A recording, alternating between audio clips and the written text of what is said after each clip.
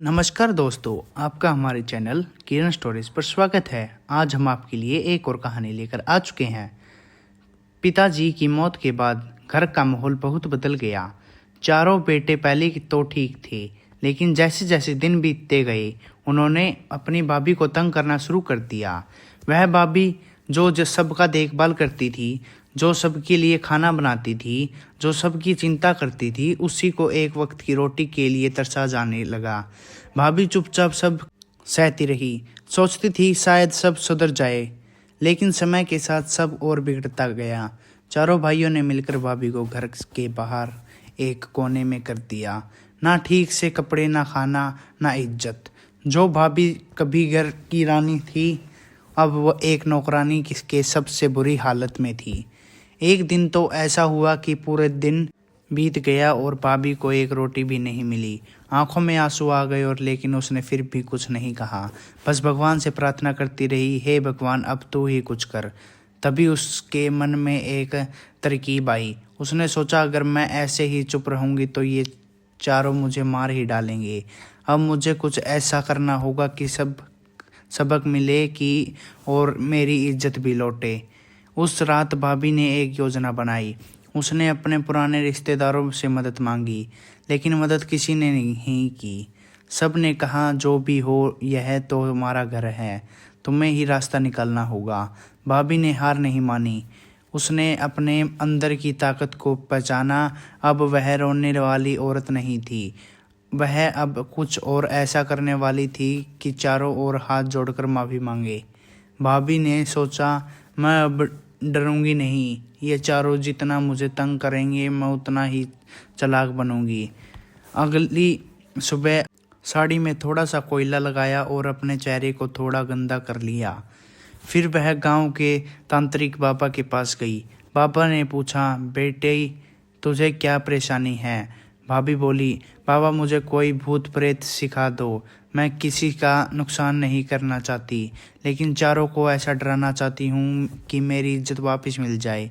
बाबा मुस्कुराया और कहा, बेटी तुझे कोई तंत्र नहीं चाहिए, बस दिमाग और हिम्मत चाहिए। मैं तुझे एक आइडिया देता हूँ। भाभी ने ध्यान से सुना और मुस्कुराकर बोली, बाबा अब देखना कल से सब बदल जाएगा। अगली रात भाभी ने पूरी घर में सफ़ेद सोने के कुछ अजीब अजीब निशान बना दिए। एक काले कपड़े में वह छुपकर छत पर बैठ गई।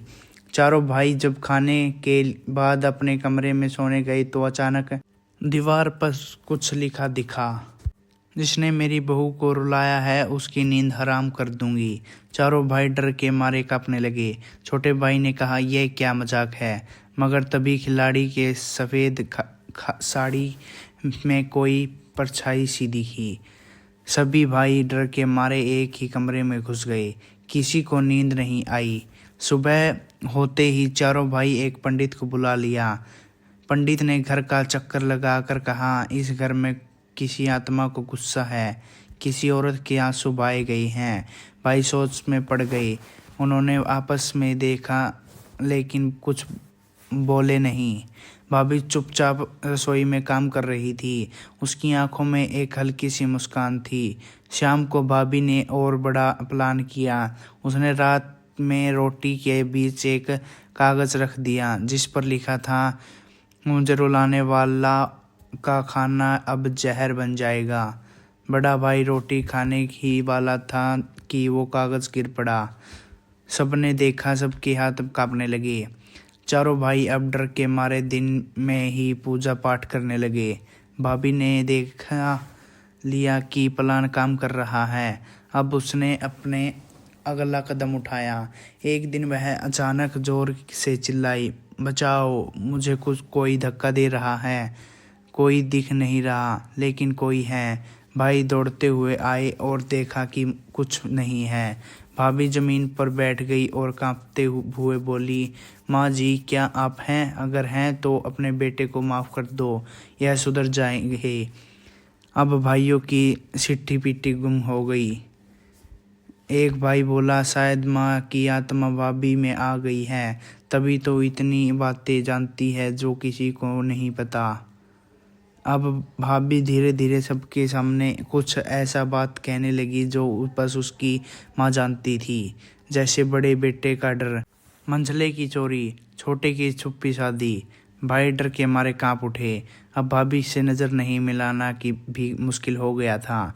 अगली सुबह भाभी ने रसोई में पूजा रखी और वहाँ बैठ गई। उसने ज़ोर ज़ोर से भजन गाना शुरू कर दिया। भाई धीरे धीरे आसपास और बोले, भाभी अब मैं माफ़ कर दो, जो हुआ वह बहुत गलत था। भाभी ने आंखें बंद करके कहा, मुझे नहीं, उस आत्मा को माफ़ी मांगो जिसने इस घर को बनाया। सब भाई ज़मीन पर बैठ गए और बोले, माँ हमें माफ़ कर दो। अब भाभी का बदला पूरा होने लगा था, लेकिन ट्विस्ट अभी बाकी था।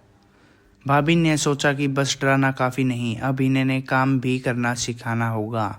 उसने चारों भाइयों के नाम से एक लेटर लिखा और गांव के सरपंच को भेजा कि यह चारों अब से खेत का काम खुद करेंगे और भाभी अब घर की मालकिन होगी।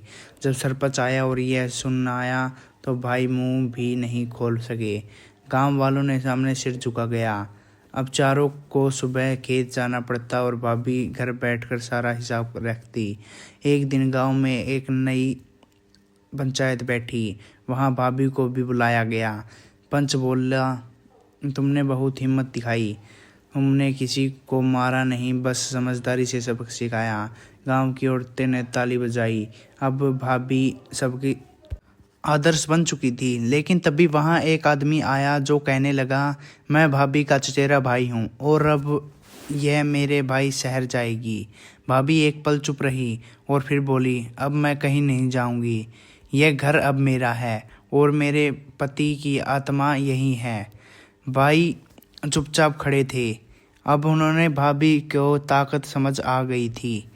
अब उन्होंने खुद का कहा, भाभी हम तुम्हारे ही घर में बड़ी मानता है, अब तुम जो फैसला होगा आप करोगी। भाभी मुस्कुराई और बोली, मुझे सिर्फ इज्जत चाहिए थी जो मिल गई। अब सब मिलकर इस घर को फिर से वही खुशहाल घर बनाएंगे। चारों भाई ने हाथ जोड़कर कहा, हमें माफ़ कर दो, अब हम तुम्हें माँ जैसा मानना देंगे। और इस तरह एक अकेली औरत ने अपने दिमाग को हिम्मत से वो कर दिखाया जो चार मर्द नहीं कर पाए। अब घर में सब कुछ ठीक चल रहा था। चारों भाई खेतों में काम करते, भाभी रसोई और घर संभालती। लेकिन एक दिन गांव में खबर फैली कि किसी ने खेत में से अनाज चोरी कर लिया। सबको शक हुआ कि शायद किसी बाहर वाले ने किया होगा, लेकिन भाभी को पूछा गड़बड़ लगी। उसने चुपके से रात में खेत के पास निगरानी करने का प्लान बनाया। रात के अंधेरे में जब सब सो रहे थे, भाभी ने एक पुराना चांद ओढ़ा और अकेले खेत की ओर निकल गई। भाभी ने देखा दो आदमी चुपके चुप खेत में अनजान की बोरियां उठा रहे हैं। भाभी डर गई लेकिन हिम्मत नहीं हारी। उसने पास के कई के पास छुपकर चिल्लाना शुरू किया, भूत भूत भूत बचाओ। दोनों चोर डर के मारे सब छोड़कर भाग गए। भाई जब दौड़ते हुए खेत पहुंचे तो देखा भाभी अकेली खड़ी हैं और पास में चोरों की छुट्टी हुई बोरियां पड़ी हैं। और भाई भी हैरान थे, भाभी इतनी बहादुर कैसे बन गई। भाभी ने अब खुद खेत की देख रेख शुरू कर दी। सुबह 4 बजे उठती और हर काम में ध्यान देती। गांव वाले ने कहना शुरू कर दिया कि इस घर में असली मर्द तो भाभी है। कुछ तो जलन ही होने लगी, खासकर पास के खेत वालों गोकुल ने एक दिन चारों भाइयों को भड़काया, तुम्हारी भाभी ने तुम सबको नौकर बना दिया है। भाई फिर से सोच में पड़ गए।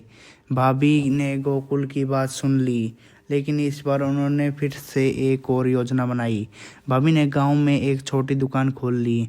उसने कहा, अब मैं यहाँ से घर का राशन खुद लाऊंगी और बाकी गांव को भी दूंगी। लोग उसके पास सामान लेने आने लगे। कुछ ही दिनों में दुकान चल पड़ी। गोकुल की दुकान पर अब कोई नहीं जाता था। गोकुल जल भूल गया। उन्होंने रात को भी की दुकान में आग लगाने की साजिश रच डाली, लेकिन भाभी को पहले ही शक था। उसके गांव के चौकीदार को पहले ही बता दिया था। रात को जैसे ही गोकुल और उसके आदमी दुकान के पास पहुंचे, गांव के 2 जवान और चौकीदार ने उन्होंने पकड़ लिया। गोकुल रंगे हाथों पकड़ा गया। पंचायत बैठी और सारे गांव जमा लिया। पंच बोला, गोकुल तू औरत से डरता है, यह काम करेगा, यह सोचा नहीं था। अब तू गांव छोड़कर जा। भाभी ने कहा, मैं उसे माफ़ करती हूँ, लेकिन आगे से कोई औरत कोई कमज़ोर ना समझे। गांव वालों ने भाभी के लिए तालियां बजाई। अब भाभी गांव की पंचायत में बैठने लगी। लोग सलाह लेने आते। लेकिन एक दिन अचानक शहर में एक वकील आया और कहा, आपके पति की ज़मीन का एक हिस्सा शहर में भी है और उस पर एक बिल्डर कब्जा करना चाहता है। भाभी ने सोचा, ये तो नया झंझट है। वह अकेली शहर जाने का फैसला करती है। भाई डरते हैं, पर भाभी कहती है, अब मैं डरने वाली में नहीं। भाभी शहर पहुंचती है और वकील से साथ कोर्ट जाती है। वहाँ उसने पता चलता है कि बिल्डर बहुत ताकतवर है। लेकिन भाभी ने हार नहीं मानी। उसने अपने पति के पुराने कर्ज निकालने एक एक कागज़ को खुद पढ़ा। कोर्ट में उसने खुद अपनी बात रखी, बहुत सीधी सादी भाषा में। जय भी भाभी की समझदारी से प्रभावित हुआ। जज अगली सुनवाई में बिल्डर ने वकील ने कहा, यह औरत कुछ नहीं जानती, बस एक्टिंग कर रही है। भाभी ने कहा, सच और कागज दोनों मेरे साथ हैं, चाहे तो दोबारा जांच करा लो। जज ने आदेश दिया, जमीन भाभी के नाम की है। अब भाभी के पास गांव के साथ शहर की ज़मीन भी थी, लेकिन इस ज़मीन की वजह से एक नया दुश्मन बन गया था। एक दिन भाभी के गांव लौटते हुए खबर आई कि खेत में किसी ने जहर डाल दिया। भाभी भागी भागी पहुंची, देखा फसल पीली पड़ गई है। भाई रोने लगे, हम दोनों बर्बाद हो गए। भाभी ने कहा, हम मेहनत से जीते हैं, मेहनत से फिर जीतेंगे। उसने नए बीज मंगवाए, खेत को साफ करवाया और पूरे गांव में लोगों को काम पर लगा दिया। 1 महीने के खेत फिर हरा हो गया। अब गांव के बच्चे को पढ़ने के लिए भाभी ने अपने आंगन में स्कूल शुरू किया। चारों भाई अब उसके साथ कंधे में कंधा मिलाकर चलते। एक दिन सबसे छोटा भाई बोला, भाभी आपने हमें नई ज़िंदगी दी है, अब हम चाहते हैं कि आप दोबारा शादी कर लो। भाभी चौंक गई, लेकिन फिर मुस्कुरा कर बोली, अब मेरा पति, ये घर है, ये ज़मीन, ये गांव है। मेरी शादी अब जमींदार से हो चुकी है। भाभी अब पूरी गांव की माँ बन चुकी है। बच्चे उस गांव वाले मम्मी कहने लगे थे। लेकिन एक रात ऐसा हुआ कि जिसने सबको हिलाकर रख दिया। भाभी के आंगन में अचानक एक औरत आई, फटी साड़ी में, बाल बिखेरे हुए, आंखों में गुस्सा। उसने सीधे भाभी से कहा, तूने मेरा सब कुछ छीन लिया, अब देख मैं क्या करती हूँ। भाई दौड़कर आए, लेकिन औरत भाग गई। भाभी सोच में पड़ गई, ये कौन थी। भाभी ने पंडला शुरू की। गांव के बाहर वाले हिस्से में जाकर पता किया कि एक पुरानी औरत मिली, जिसने बताया वो औरत जिसका नाम सरोज है, उससे पहले तुम्हारे पति की शादी करना चाहती थी, लेकिन उसे तुम्हें चुन लिया। भाभी हैरान रह गई। सरोज ने बदला लेने की कसम खाई थी और अब इतने सालों बाद वो वापस आई थी। भाभी को अब अपनी इज्जत के साथ साथ पूरे गांव की सुरक्षा की चिंता थी। भाभी ने गांव में सभी लोगों को इकट्ठा किया और बोली, अब समय है एकता दिखाने का, कोई अकेले नहीं लड़ेगा, और अगर सरोज कुछ गलत करेगी तो पूरा गांव उसका सामना करेगा। गांव के बेरोजगार लोगों, हम तेरे साथ हैं बहू, तो चिंता मत कर। लेकिन उसी रात सरोज ने भाभी के स्कूल के आग लगाने की कोशिश की। भाभी ने सांस समय रहते बच्चों को बाहर निकाला, लेकिन पूरे स्कूल जल गया। भाई और गांव वाले बहुत गुस्से में थे। सबने सरोज को ढूंढना शुरू कर दिया, लेकिन भाभी ने कहा, नहीं, हमें गुस्से में नहीं, दिमाग से काम लेना है। भाभी ने शहर की कुछ औरतों को बुलाया जो सफ़र फील्डर सिखाती थी। गांव की औरतें को अब एक लड़ना सिखाया जाने लगा। सरोज को पता चला कि गांव की औरतें अब कमज़ोर नहीं रही। सरोज ने अगली चाल चली। उसने शहर में एक झूठा केस दर्ज करवाया कि भाभी ने उसकी ज़मीन हड़प ली है। भाभी को सामान आया कि उसे फिर से कोर्ट जाना पड़ा। भाई घबरा गई, लेकिन भाभी ने मुस्कुरा कर कहा, सच कर रास्ते पर चलने वाले का डरना नहीं चाहिए। कोर्ट में भाभी ने फिर सादगी के अपने बात रखी, सारे दस्तावेज पेश किए। जज ने केस वहीं खारिज कर दिया। कोर्ट ने लौटते समय सरोज रास्ते में मिली और बोली, तू बहुत चालाक है बहू, पर मैं अभी हारी नहीं। भाभी ने मुस्कुरा कर कहा, तू हार चुकी है सरोज, क्योंकि तू नफरत के साथ लड़ रही है और मैं प्यार के साथ। गांव लौटकर भाभी ने फिर से स्कूल बनवाया और इस बार वो और भी बड़ा। उसने उसका नाम रखा सरोज शांति विद्यालय। गांव वाले चौंक गए। भाभी ने बताया, मैं दुश्मन को मिटाना नहीं चाहती, मैं उसे बदलाना चाहती हूँ, यही असली जीत है। सरोज ने जब सुना कि स्कूल उसका नाम लेकर खोला गया है तो वो टूट गई। कुछ दिन बाद सरोज खुद गांव आई और भाभी के पैरों में गिरकर माफ़ी मांगी।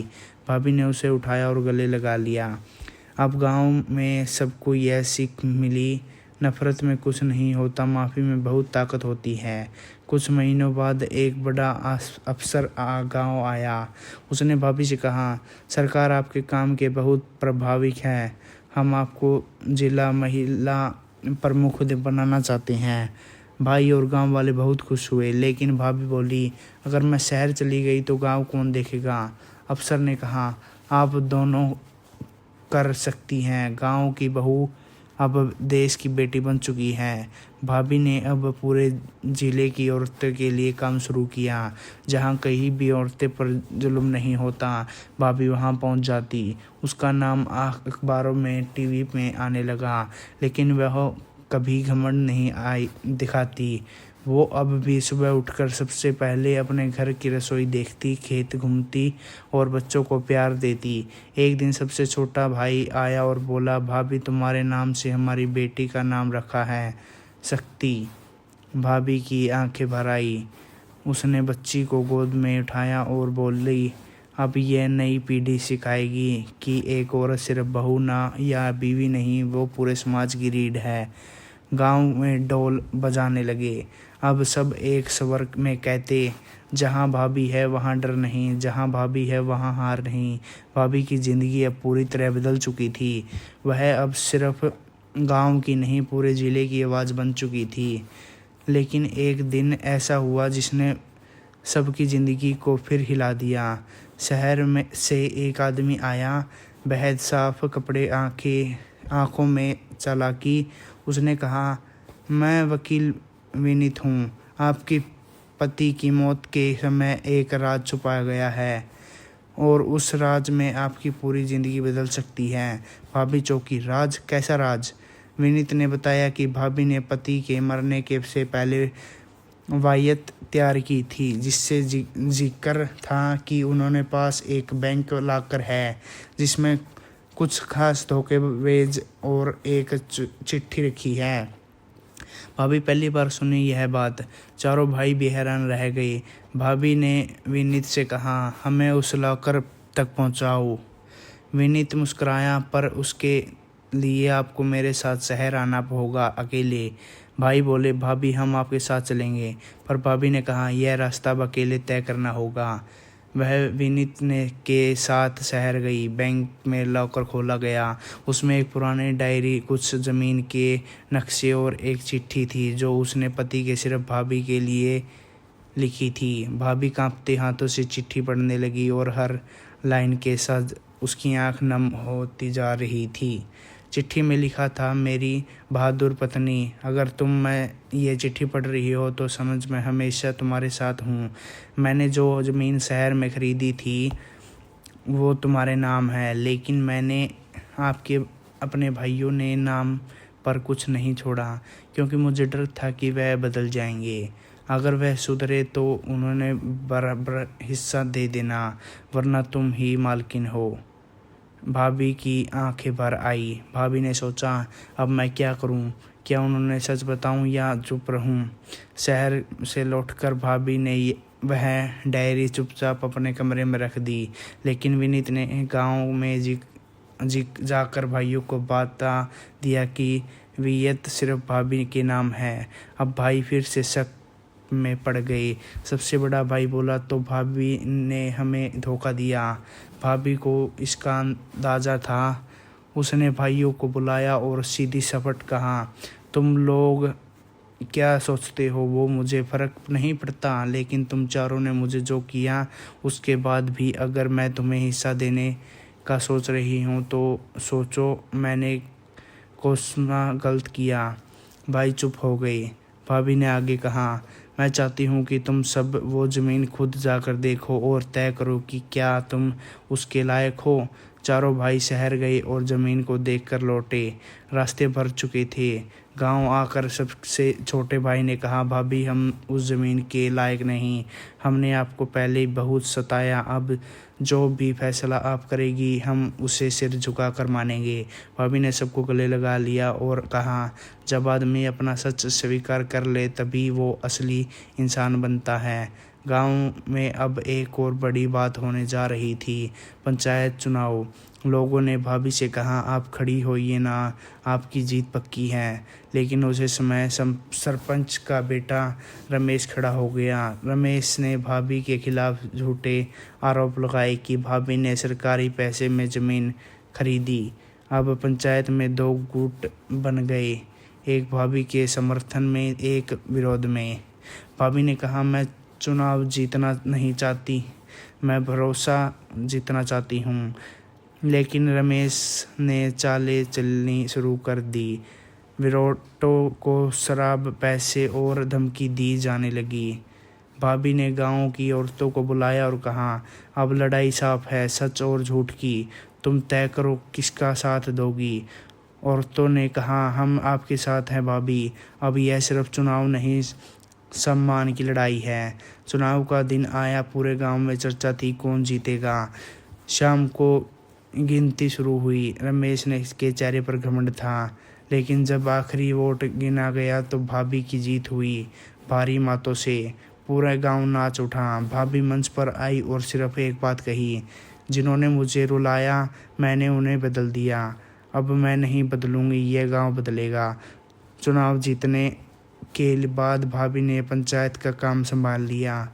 गांव में नई सड़क, नकुल, स्कूल, हर चीज़ पर काम शुरू हुआ। लोग भाभी को अब सरपंच माता कहने लगे थे। लेकिन एक दिन डाकिया एक चिट्ठी लाया। उस चिट्ठी में सिर्फ एक लाइन लिखी थी, जिसे तुम मरा समझ बैठी वो अब लौट आया है। भाभी शरण रह गई। भाभी ने सोचा यह कोई मजाक है या कोई और बड़ा खेल। उसने किसी को कुछ नहीं बताया और खुद चुपचाप उस चिट्ठी के पत्ते पर गई। शहर में एक पुराने मोहल्ले में वहाँ एक बुजुर्ग बैठा था जो उसे देखकर चौंक गया। वो कोई और नहीं, भाभी के पति का बड़ा सौतेलिया भाई था, जिसे बहन ने मरा हुआ समझा था। उसका नाम था शंभू। शंभू ने कहा, मैं मरा नहीं था, मैं दूर चला गया था क्योंकि मुझे लगा कि यह घर मुझे कभी अपनाएगा नहीं। लेकिन अब सुना है तूने वो सब हासिल कर लिया है जो मुझे कभी नहीं मिला। भाभी ने पूछा, तुमने अब लौटने का फैसला क्या किया? शंभू बोला, क्योंकि अब मेरा नज़र उस ज़मीन पर है जो तूने अपने नाम करवाई है। भाभी समझ गई कि तूफान फिर से लौट आया। शंभू गांव में पहुंचा और खुद को असली वारिस बताने लगा। उसने पुराने नकली कागज बनवाए और कोर्ट में केस ठोक दिया कि सारी ज़मीन उसकी है। गांव दो हिस्से में बांटने लगा, कुछ लोग शंभू के पक्ष में, कुछ लोग भाभी के। भाभी ने फिर से अपने समय को काम लिया। इस बार उसने कानून से पहले लोगों के दिल जीतने की ठानी। शंभू ने गांव में अफवाह फैला दी, भाभी ने सब छीना है, वह औरत बनकर राज कर रही है। अब मुर्दा को अपना हक वापस लेना होगा। कुछ कमज़ोर मन में लोग बहक गए। लेकिन भाभी ने हर घर जाकर औरतों को बात की, बच्चों को पढ़ाया, बूढ़ों को ही सेवा की। उसका व्यवहार देखकर कई लोग शंभू के खिलाफ हो गए। भाभी ने कोर्ट में कागजात पेश किए, लेकिन शंभू ने नकली गवाह खड़े कर दिए। अब केस बहुत पेचीदा हो गया था। इसके बीच एक पुराना नौकर सामने आया, जिसके कहा, मैं गवाही दूंगा, मैं जानता हूँ असली धोखेबाज कहाँ है। भाभी ने भरोसा किया और उसके साथ गई। वह एक पुराने खंडर में पहुँचे, जहाँ भाभी के पति के एक बक्सा छुपाया था।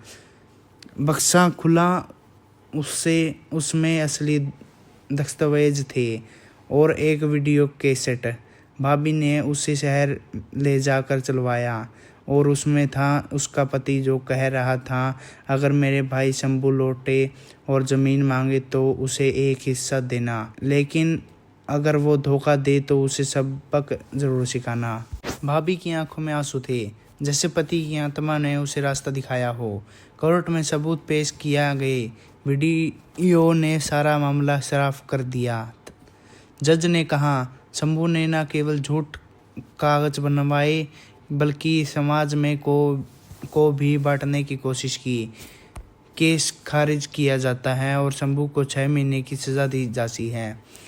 गांव में फिर से खुशी लौट आई, लेकिन भाभी ने फिर से वही कहा, मैं जानती नहीं चाहती थी कि बस सच हो, हैरान नहीं देना चाहिए थी। अब भाभी की राज्य सरकार ने एक बड़ा सम्मान देने का न्योता भेजा, राज्य गौरव सम्मान। गांव के लोग उसे विदा करने सैटन तक आए। चारों भाई उसकी आंखों में देखकर बोले, भाभी, आज हमारे माँ बाप जिंदा होते तो आप पर फख्र करते। भाभी बोली, मेरे माता पिता तो तुम सब ही हो, मैं जहाँ भी जाऊँगी गाँव को नहीं भूलूँगी। सम्मान समारोह में मुख्यमंत्री खुद मंच पर आए और कहा, इस राज्य ने बहुत नेता देखे, अक्सर देखे, लेकिन ऐसा इंसान पहली बार देखा जिसने बिना पद के लोगों की ज़िंदगी बदल दी। पूरा हाल तालियों से गूंज उठा। भाभी ने ट्रॉफी उठाई और सिर्फ एक बात कही, एक औरत जब खड़ी होती है तो सिर्फ अपनी नहीं, पूरे समाज का सम्मान खड़ा करती है। सम्मान समारोह के बाद भाभी घर लौट आई। अब वह पूरे राज्य में एक प्रेरणा बन चुकी थी। लेकिन जब वह अपने कमरे में गई तो देखा कि अलमारी में एक पुराना बक्सा रखा हुआ था, जो उसने कभी नहीं देखा था। उस बक्से में ऊपर एक चिट्ठी चिपकी थी, जिसमें सिर्फ लिखा था, जो तुम समझती थी वो सच है, वो केवल आधा सच है। भाभी के साथ कांपने लगे। बक्सा खोलने ही उसमें एक कुछ पुराने दस्तावेज और तस्वीरें थी। एक तस्वीर में उसका पति एक और औरत के साथ खड़ा था और साथ में एक बच्चा भी। पीछे लिखा था, मीरा, राजू और मैं 5 साल पहले। भाभी को चक्कर आ गया। क्या उसके पति ने ही पहले से ही कोई ज़िंदगी थी? भाभी ने कुछ नहीं कहा। वह सीधे और जगह गई जहां तस्वीर में वो औरत दिख रही थी। पास के ही एक कस्बे का पता था। वहां जाकर उसने एक बूढ़ी औरत को देखा, वही मीरा, जो अब बीमार थी। मीरा ने भाभी को देखते ही कहा, तुम आ गई, मुझे पता था एक दिन तुम जरूर आओगी। भाभी बोली, यह सब क्या है? मेरे पति ने तो कभी कुछ नहीं बताया। मीरा ने सब कुछ बताया। हम दोनों बचपन में साथी थे। शादी नहीं हुई, लेकिन प्यार गहरा था। एक दिन तुम्हारे पति ने मुझे छोड़कर अपने घर की जिम्मेदारियां चुनी और तुम्हारे साथ शादी कर ली।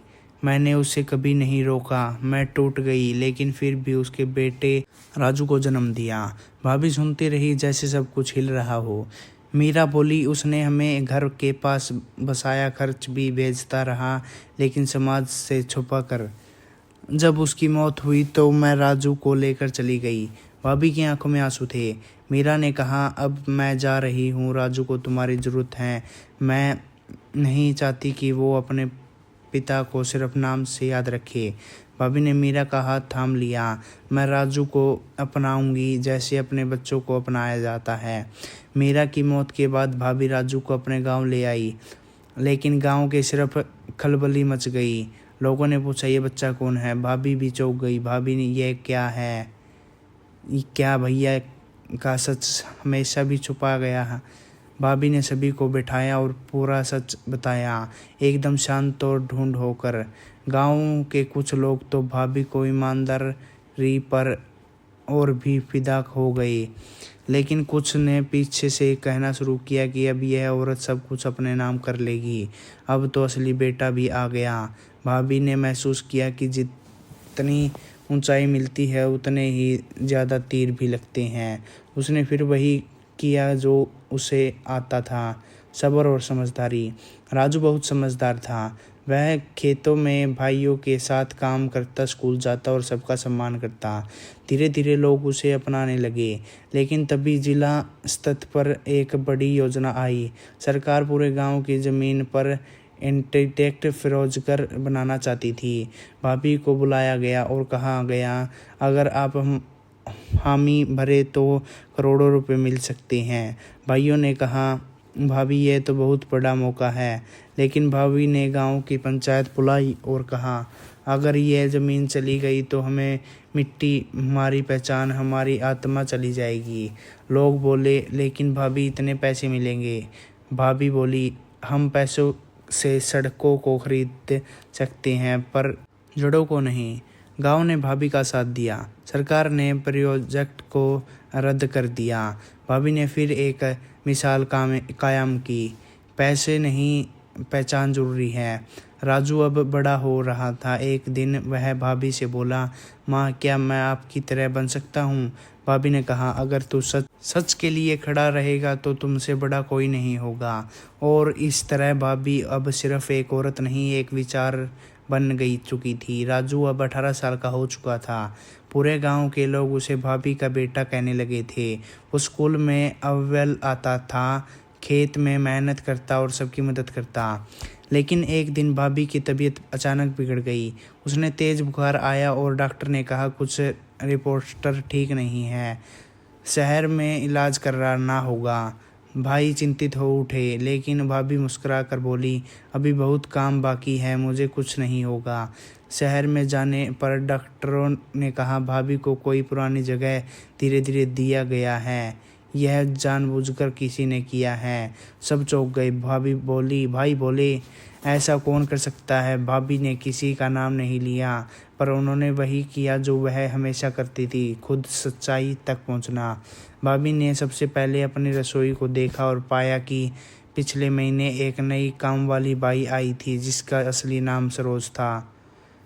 जी हाँ, वही सरोज जो पहले भी भाभी की ज़िंदगी में जहर बन चुकी थी, अब बदले की आग में फिर लौट आई थी। लेकिन इस बार भाभी ने सरोज को पकड़ने के लिए खुद जान बिछाया। उसने नकली बेहोशी का नाटक किया और सरोज को छुप कर देखा। सरोज ने जैसे ही दवा में जहर मिलाया, भाभी ने फ़ोन कर पुलिस को बुला लिया। पुलिस ने रंगे हाथ पकड़ लिया। सरोज को जेल ले जाते वक्त उसने कहा, तूने मेरी ज़िंदगी उजाड़ दी थी, अब मैं तुझे ख़त्म करने आई थी, लेकिन तू फिर जीत गई। भाभी ने कहा, तू हार इसलिए जाती है क्योंकि तू सिर्फ बदला चाहती है और मैं सिर्फ बदलाव। गांव वालों ने जब यह सुना तो हर घर में आवाज़ आई, भाभी सिर्फ नाम नहीं, अब पहचान बन गई है। भाभी अब पहले से कमज़ोर हो गई थी, लेकिन उनकी आवाज़ पहले से और मजबूत थी। राजू ने अब कॉलेज में दाखिला लिया। सोशल वर्क में उसने कहा, माँ अब आपकी लड़ाई मैं लड़ूंगा। भाभी ने उसकी आंखों में देखा और बोली, मुझे अब चिंता नहीं, मेरी मिट्टी में अब नया बीज उग चुका है। और उस रात भाभी ने उसकी डायरी में आखिरी लाइन लिखी, मैं नहीं रहूँगी लेकिन मेरा सोच रहेगी। जब तक समाज में एक औरत खड़ी है तब तक अंधेरा हैरता रहेगा। भाभी की तबीयत धीरे धीरे सुधरने लगी थी। डॉक्टर ने कहा, अब खतरे की कोई बात नहीं, यह तो आपके मजबूत दिल और आपके बेटे की मेहनत की नतीजा है। राजू ने दिन रात माँ की सेवा की थी। गांव वालों ने पहली बार देखा कि माँ बेटा का रिश्ता खून से नहीं, कर्म से भी बना सकता है। भाभी ने मुस्कुराकर कहा, अब मैं नहीं, मेरा बेटा इस गांव को आगे ले जाएगा। राजू ने कॉलेज में टॉप किया और अपने प्रोजेक्ट में गांव के विकास का मॉडल बनाया, जिसमें भाभी का नाम मुख्य प्रेरणी में रूप में था। राज्य सरकार ने उनका मॉडल अपनाया और गांव को आदर्श ग्राम घोषित कर दिया। मुख्यमंत्री फिर गांव आए और कहा, इस गांव ने नारी शक्ति की असली मिसाल कायम की है। इसे पूरे राज्य में लागू करेंगे। भाभी ने सिर झुका लिया, खुशी और विनम्रता के साथ। भाभी ने अब पंचायत का कार्यभार राजू को सौंपने का निर्णय लिया। भाई बोले, भाभी आपने हमसे पूछा भी नहीं। भाभी मुस्कुराई, पहले मैंने तुमसे बिना पूछे बहुत कुछ सहा, अब एक बार बिना पूछे कुछ अच्छा कर दिया है। चारों भाई भावुक हो गए और बोले, हमें माफ़ कर दो भाभी, तुमसे ही हमें इंसान बनाया। भाभी ने सबको गले लगाया और कहा, माफ़ी नहीं, मोहब्बत चाहिए। गांव में अब नया स्कूल बनकर तैयार हुआ, जिसका नाम रखा गया शांति विद्या मंदिर। माँ भाभी की प्रेरणा से पहले दिन जब स्कूल खुला तो भाभी बच्चों को खुद पढ़ाने पहुंची। वही सादा साड़ी, वही धीमी मुस्कान और वही माँ जैसी ममता। बच्चे बोले, हमारी भाभी दीदी सबसे प्यारी टीचर है। भाभी ने अपनी डायरी में लिखा, मेरे सबसे बड़ी जीत यही है जब बच्चे मुस्कुराते हैं। राजू ने अब समाज सेवा की पूरी तरह कदम रख लिया था। उसने गांव के पास एक महिला सहायता केंद्र शुरू किया, जहां जुल्म झेल चुकी महिलाओं को सहारा मिलता, ट्रेनिंग मिलती और नया जीवन शुरू करने का मौका। गांव की लड़कियों जो पहले स्कूल तक नहीं जाती थी, अब वह कॉलेज जाने लगी। भाभी ने कहा, अगर एक घर की बहू उठ खड़ी हो गई तो पीढ़ियों का भविष्य बदल सकती है। एक दिन गांव में शादी का माहौल बना। राजू की शादी थी। लड़की भी पूजा, जो उसी सहायता केंद्र के टेंटर थी। पढ़ी लिखी, आत्मनिर्भर और भाभी की शिक्षा। शादी के पूरा गांव शामिल हुआ। भाभी ने पूजा को लाल साड़ी पहनाई और कहा, आज तू मेरी बहन नहीं, मेरी बेटी है। राजू का पूजा ने भाभी के पैर छुए। भाभी बोली, अब यह घर 2 माँ बेटियों के नाम से चलेगा। शादी के बाद एक समारोह में पत्रकार ने भाभी से पूछा, आपने कभी सत्य को भूख महसूस नहीं की? भाभी ने जवाब दिया, नहीं, मैंने सेवा की भूख महसूस की है, और वो अब तुरंत है। गांव की औरतें अब सरपंच सेविका बन चुकी थी। एक औरत की आवाज़ अब पूरी समाज की आवाज़ बन चुकी थी। भाभी ने अब डायरी लिखने बंद कर दिया था, लेकिन एक दिन उसने एक आखिरी पन्ना लिखा, मैंने खोया बहुत कुछ पर पाया उससे कहीं ज़्यादा।